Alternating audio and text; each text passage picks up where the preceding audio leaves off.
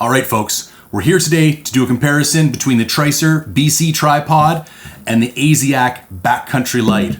Both of these are carbon fiber construction, ultralight, medium height tripods. Both companies both have great pan heads, and we're going to mention these pan heads today, but we're going to be focusing the majority of our discussion on these two tripods. Now, I've had both these tripods for almost 6 months. I've taken them on a combination of something like 5 different hunts and close to 75 days in the field over those last 6 months. I've tested both of them extensively, so I've had a great opportunity to put them through the paces and get some real-world feedback on their performance. Now, before we get into the details, this video, like all my other gear reviews, is brought to you by Mindful Reviews. It's the online gear review platform that I've built from scratch, where you get to participate in reviews, request for reviews, buy raffle tickets for the gear that I raffle off after the reviews, and lifetime members get entered into a monthly draw for a chance to win kick-ass prizes. If you like what I do and you want to see more of it, joining the community helps support that goal. Mindful-reviews.com. At the beginning of my videos, I used to give this little tribalism speech about emotional and psychological marketing and how people like to belong and how we need to put those sentiments in our back pocket while we're looking at gear reviews. I stopped doing that because I thought people were sick of hearing it. But based on some of the comments that have been getting left on recent videos, I feel the need to bring it up again.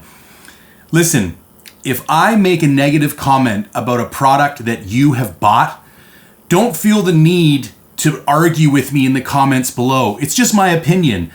If you've bought a product and you love it and I hate it, who cares? If it works for you, that's great. Don't listen to my opinion. Well, here's an interesting fact, okay? Looking at technical videos of gear you have purchased is one of the ways to reduce buyer's remorse. So I did a big project with my consulting company for Lululemon a couple of years ago on this exact topic. This is why after you buy products, you'll get these follow-up emails, and they'll include little videos and articles in those follow-up emails that show you technical information about the product you just bought. The reason they do that is that it lowers the likelihood of buyer's remorse and it makes you feel better about the product you just bought. What I find hilarious is that people come on and watch my gear reviews for products they've already bought because they want to hear me say good stuff about them so that they can relax and feel confident that they made the right choice. And then when I say bad stuff about them, they get all argumentative and, butthurt because they think, I'm telling them they made a bad decision. Here's the deal. If you have done an appropriate amount of research and you bought a product, leave it alone. Don't keep watching endless reviews looking for confirmation that you made the right decision. It was your decision. Whatever that decision is, have faith that you made the right decision for you. Now, that being said, lots of people have been running some of the products that I review longer than I have, and they were able to introduce information that I didn't have before, or they've found a new thing they can do with it, or uncovered a feature that I wasn't aware of. When those people leave comments, you can tell right away because they're helpful, they're open-minded, they're not angry, they're not bitter. I don't want to put the stamp on that type of communication. I love finding out that stuff. The only thing I kind of want to nip in the bud is this, people who are upset because I insulted a product you already own. And here's the deal. I already know people are going to get upset at this review because there's a lot of people passionate about the Aziak and there's a lot of people passionate about the Tricer. And while these are both really high-performing, excellent products, I do have the one that I think is a superior product. So in advance, let's just get that out of the way. Don't stress out too much if I insult a product you already own. It's not personal. Now, we talked about the testing protocol of running these for the last 6 months. Let's talk about the scoring protocol. So we have 9 categories to look at. These are price, weight, materials, load capacity, height, packability, leg locks, vibration, and the associated head. The winner of each category will get a 1 for first place. The loser in each category will get a 2 for second place. The product with the lowest score at the end wins. A 9 would be a perfect score because that would be a score of 1 across all 9 categories. So let's dive right in. The Aziak is listed at $275 USD. and the Tricer is listed at $339 USD. Now, I said it before, but I'm gonna say it again. For all the measurements, the weights, the lengths, all of this discussion, I am leaving these tripod heads out of the equation. So these are priced separately, they weigh separately. I will make note of them in specific situations, but for the price, that gets you the tripod and the tripod alone. So Aziak $275, Tricer $339. Aziak takes the win on price. Next, we're gonna move on to weight. Now the Aziak weighs 20.3 ounces and the Tricer weighs 27.5 ounces. So that's a difference of 7.2 ounces or just shy of half a pound. The other thing that you might want to note is that the Aziak was advertised at 20.4 ounces. So it actually weighed 0.1 ounce less than advertised. The Tricer was advertised at 27 ounces. So it weighed 0.5 ounces heavier than advertised. I think a half ounce variation is completely acceptable and within kind of like reasonable expectations for what a product should weigh. Who knows? I could weigh 10 of these and they would all be within a half an ounce of advertised weight. But Aziak a little lighter, Tricer a little bit heavier. Aziak takes the win being 7.2 ounces lighter. Another note is that I have left the long center column on both of these. They both ship with a long center column and a short center column. If you go down to the short center column with the Aziak, you're gonna save 1.5 ounces.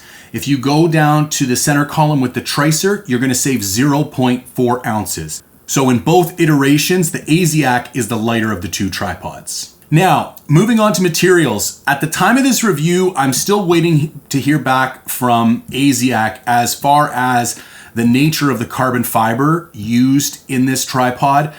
I know that the Tricer uses 8X carbon fiber. Now, 8X carbon fiber is an 8-layer second generation technology that is approximately 60% stronger than traditional carbon fiber technology. Essentially, you use more fibers and less epoxy and it makes it more rigid and stronger. And you can see from the carbon fiber pattern on these two tripods that it is different. That being said, I don't know technically which carbon fiber technology the Aziak uses. So until further notice, I'm gonna give the edge to Tricer. Now, if I hear back from Aziak and it's any different or it changes the score at all, I will drop a note in the comments section below. All right, ladies and gentlemen, so as predicted, Rydell from Aziak did indeed get back to me. Luckily, while I was still editing this, so I'm throwing this clip in after the fact. Here's what Rydell had to say about the carbon fiber used in his tripod. Carbon fiber is a tricky one since there are tons of details to it. But the main thing to point out about our carbon tubes is that they are 100% carbon fiber throughout all layers. Some carbon tubes will use a fiberglass carbon blend, meaning the first 6 layers are cheaper and heavier and less stiff fiberglass. And then the final 2 layers, or just the surface layer, is carbon fiber to maintain the appearance of carbon. The benefit of all layers being carbon is that you get the highest stiffness and lowest weight for the given sizing of the tube. They just cost more in the end. Some of the other details, if they help, are material is a woven multi-directional high modulus carbon fiber. Process used is roll wrapping, and there are 8 layers of 100% carbon fiber.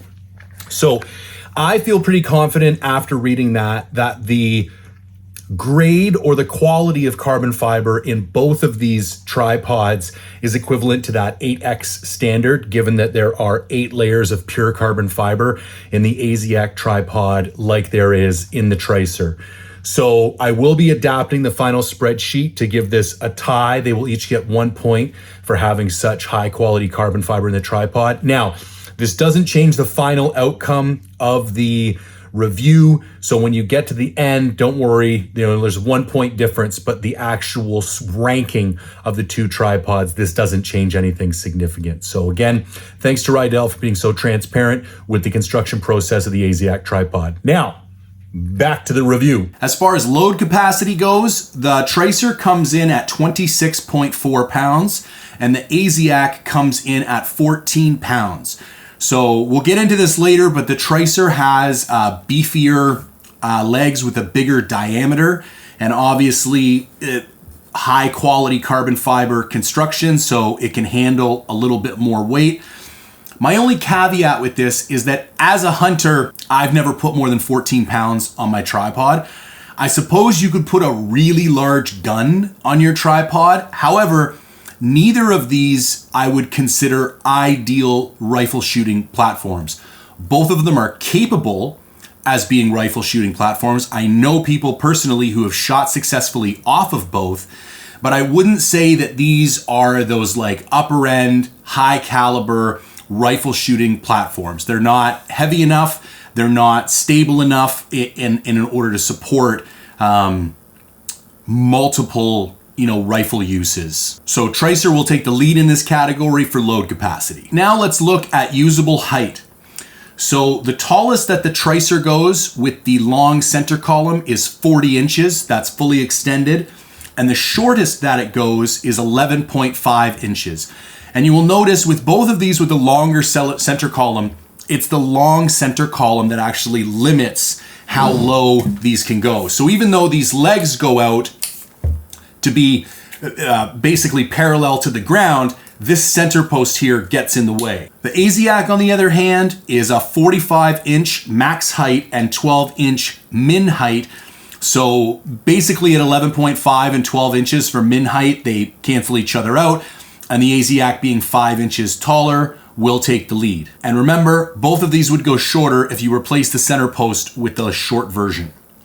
The reason I left them like this is that for hunters, it's far more likely you're going to want a little bit of extra height for glassing than to get right down. Now, what are some instances when you would like to get right down? If you were shooting prone, you'd want to get your tripod as low as possible.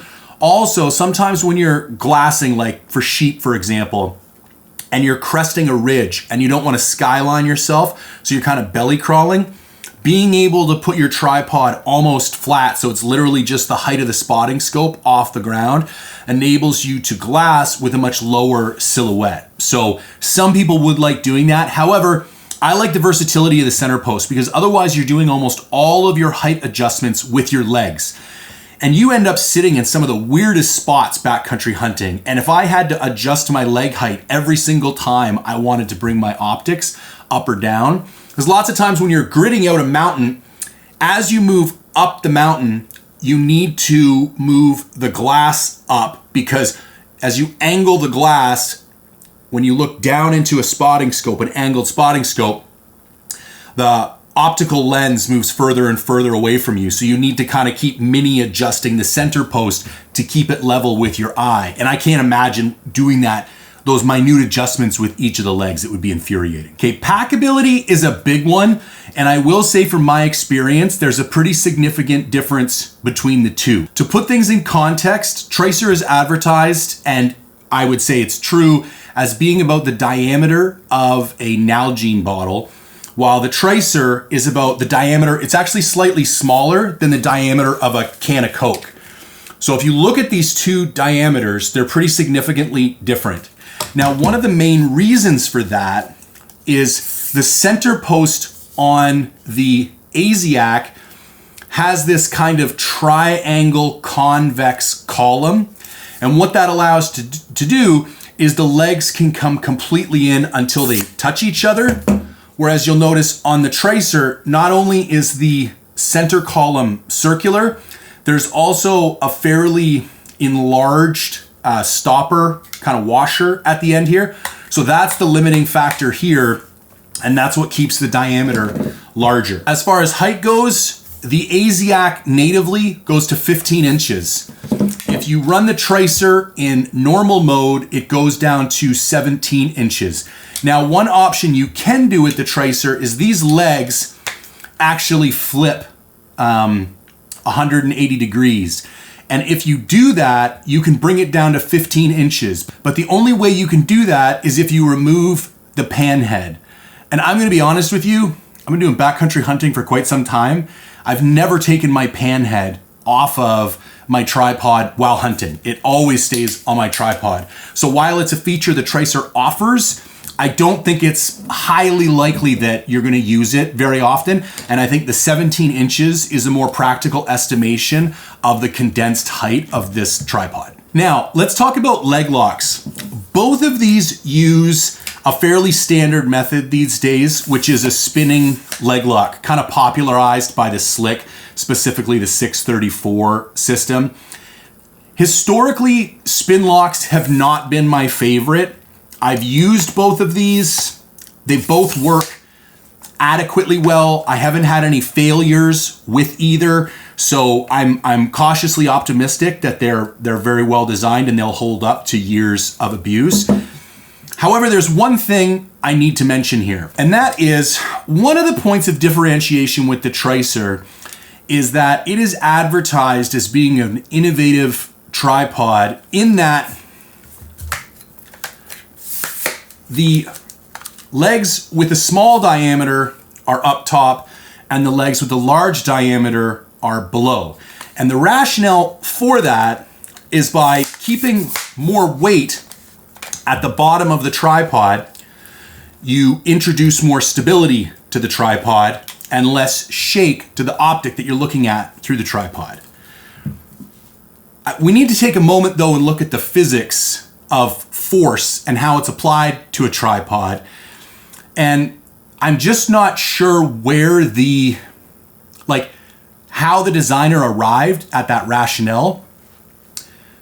If you want to reduce the shake of a tripod, you need to put more weight at the top of the tripod, not the bottom of the tripod. It's the top of the tripod that shakes. If you look at any really expensive video tripods, even the ones that have multiple section legs, like there'll be a 2-section leg and then a 2-section leg and the bottom one is a 1-section leg, they specifically keep the stability and the weight up near the top of the tripod. The other thing you'll note is that all these tripods come with a hook to attach weight to. Now, the way that you create more stability up here is by pulling down on this or by adding weight. And by pulling on this, you're essentially applying the force to the top of the tripod, which gives it more stability and less wind shake. If less wind shake was created by adding more weight to the bottom of the tripod, you would have a little hook down here to lay a rock or put sandbags on the legs of your tripod. But that's not how physics works. So the drawback of this, and this is speculation on my part, but these leg locks are counter-threaded. So everybody knows righty-tighty, lefty-loosey. If you go to a standard tripod leg and spin it to the left, it opens. You extend. You want to tighten it, you spin it to the right. You can't do it. I got a half a dozen other tripods in the room. They all open and close the same way. Now you go to a Tricer tripod.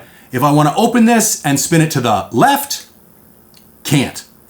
To open it, you spin it to the right.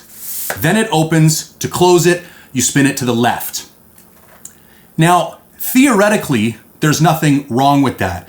My speculation is that the most cost-effective way of getting an upside-down tripod leg was to probably mass purchase, factory-made tripod legs in China and then put them on the tripod backwards. Because that's the only reason that these are spinning backwards. Like if you took this and flipped it around, they would then spin the right way. So, like I said, technically there's nothing wrong with that. They still open, they still close. But I'm not sure if you understand how ingrained righty-tighty, lefty-loosey is until you have a product that's the opposite. No matter how many times I tell myself, I gotta spin this backwards to open it, I gotta spin this backwards to open it, 95% of the time I grab this thing and I spin it the wrong way. And I want to be clear, it doesn't create any less of an effective product. But I'd be lying if I said it wasn't a giant pain in the ass. And it's funny how many DMs I've got from guys that have been like, do you have any idea why the, spin locks on the Tricer tripod lock in reverse? And that's been the only answer that I could come up with, is that they've taken a typical tripod leg and flipped it and had it installed in reverse, because every other spinning device I have in my life, lefty-loosey, righty-tighty, this is righty-loosey, lefty-tighty. So I'm gonna have to give the win to Aziak, simply because the whole reverse threading thing is a giant pain in the ass. So that section serves as the perfect segue into vibration. Because theoretically, if wider, heavier legs lower on the tripod created less vibration, we should see a difference, seeing as everything else is so equivalent between these two tripods, in the wind shake or in the perceived vibration of the optics. And I can tell you, running these back to back for the last 6 months, there is no perceptible difference in the vibration or the wind shake between these two tripods. Now there's one caveat with that. These are both what I would call medium height tripods. You're never gonna stand with either of these tripods. And I've been saying for years, if you wanna stand, don't use an ultralight tripod. The Slick 634, if you've got a decent sized spotter or a pair of 15s, you are not going to be able to glass effectively by standing with those. If there's any type of breeze, I'm 6'1", so I have everything maxed out. Center post maxed out, legs maxed out, and I'm still kind of hunched over to use those really tall ones while standing.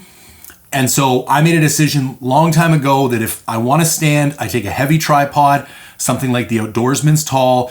And if I'm going in the backcountry, I just recognize that not being able to stand is a compromise I'm going to have to make to hit the weight goals I have for the hunt. So all of that being said, the Tricer has a second model, the AD, which is much taller. Now I do think when you start getting that tall, the diameter of these legs, it very possibly provides some additional stability that just at 40 and 45 inches isn't apparent, but when you start getting up to 70 inches would become apparent.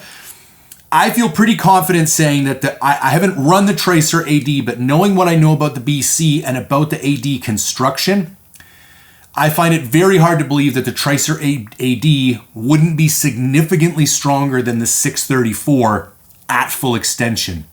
So while I'm saying there's no perceptible difference in the vibration or wind shake between these two models, I'm not saying that the technology Tricer used doesn't have an impact. I'm just saying at 40 and 45 inches, it's not really a tall enough height for it to shine. So it's a draw for vibration, 1 point apiece. Now the last category is head, and I wanted to make a note about these two heads because they both provide very intriguing solutions to the problem. The Tricer was a bit of a game changer. This thing weighs in at 4.2 ounces, I believe, and is incredibly lightweight, incredibly functional. I've been running this one for quite some time now. I want to say a year. I'm pretty sure I took this one on Winter Goat last year. It's still in great shape. It operates very effectively. And for a pan head, the only other pan head on the market that comes close is the Wiser. I would say the Wiser is built slightly more durably, but it's also a little bit heavier and it's also more expensive. Now, Aziak has come out with a ball head. Now, I have never been a fan of ball heads previously. I'm a grid guy when it comes to glassing. So I like to be able to lock my tilt, open my pan a little bit, and kind of grid across, and then open my tilt a little bit, come down, and grid back. So ball heads were never my thing, but this particular ball head has this really neat feature about this. There's a slot right here in the side, and you can dump the head into it, and then basically you can lock down the tilt functionality, and it will keep this axis locked in. You open up your horizontal axis, and then you can spin and kind of accomplish the same thing, but in a more compact package. This is actually a 1/2 ounce heavier than the Tricer. So if you are somebody who really has to have a handle, I would lean you towards the Tricer tripod head, because I think you're going to like it more. If you're someone who uses binoculars a lot, I find this was really nice for binoculars, because binoculars on a ball head work great because you can really look around. Also, this would be the preferred shooting head. If you're going to be shooting off your tripod, I think a ball head gives you more flexibility and variability of movement than the pan head does. And so I would lean you more towards this, recognizing that you can still use this side slot to treat it like a gridding style pan head. So again, you got to purchase both these separately. None of them come with that. I think they're both fantastic, but they both solve the problem in differing ways. So I wouldn't necessarily say one of these is better than the other. Before we get into my final recommendations and thoughts, let's look at the scoring. So the Aziak came in at 11 points and the Tricer came in at 14 points. So for me, across the categories that I defined and what I like a tripod to be able to do for me, the Aziak is a pretty clear winner. Now, let's have a more deeper discussion about these two tripods and which one might serve your needs best. So if you had plans for significant rifle shooting, again, if there's going to be your primary rifle tripod, I wouldn't recommend it. I would recommend a heavier, more expensive, designed specifically for rifle shooting tripod. However, these will both handle rifles. Now, while I mentioned the Aziak ball head was preferable for rifles of the two heads, I think I do feel comfortable saying that the Aziak is probably, with its wider diameter legs, the fact that it's a half a pound heavier, this one is probably going to be superior by a margin anyways to shoot a rifle off. Now, like I said, I know people who've shot rifles off both of these, but I haven't personally. So if you have some experience with rifle shooting off of either of these, let me know in the comments down below. Again, functionally, these are very similar. Like if you look at where we were at 5 years ago with light backcountry tripods, both of these are a gigantic leap forward. I think they're both excellent products, and from a practical usability perspective, they both do an excellent job at what they're supposed to do. But at the end of the day, because the Aziak is significantly more packable and it weighs almost half a pound less, and I know I'm gonna have to drill this one again, the legs spin in the right direction, I would recommend the Aziak tripod over the Tricer at this point for this particular model. Now, as usual, you could have a completely different experience with these products and you might like one over the other, and I think everybody's entitled to their own opinion. I've tried to make the data shared here today as objective as possible, but it's always subject to my own perceptions and experience. So that's another review. If you could do me a favor and try and bump this video up in the algorithm, like, comment, share, subscribe, I would greatly appreciate it. If there's something you want more clarification on, or you disagree with some of the points that I shared, please drop a note down in the comments below. And until next time, thanks for tuning in.